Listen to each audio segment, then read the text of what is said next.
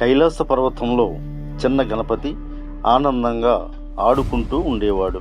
ఒకరోజు పార్వతీదేవి గణపతికి ఒక మంత్రశక్తి ఉన్న మామిడి చెట్టు గురించి చెప్పింది. ఆ చెట్టు ప్రతి సంవత్సరం ఒకే ఒక మామిడి పండు ఇస్తుంది. ఆ పండు తినే వాడికి జ్ఞానం, ఆనందం కలుగుతాయి అని చెప్పింది. ఇది విని బాలగణపతి చాలా ఆసక్తిగా ఆ చెట్టు ఎక్కడ ఉంది చూడాలని అనుకున్నాడు.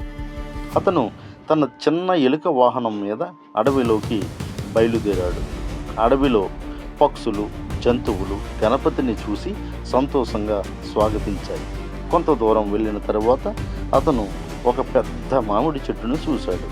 ఆ చెట్టు మీద ఒకే ఒక బంగారు రంగు మామిడి పండు మెరిసిపోతూ ఉంది. కానీ ఆ పండును ఒక చిలుపు కోతి కాపలా కాస్తూ ఉంది.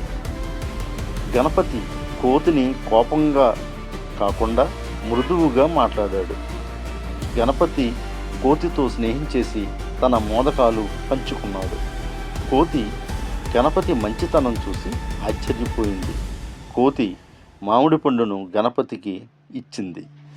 గణపతి ఆ పండును అతను తినకుండా అడవిలోని జంతువులన్నింటికీ పంచాడు.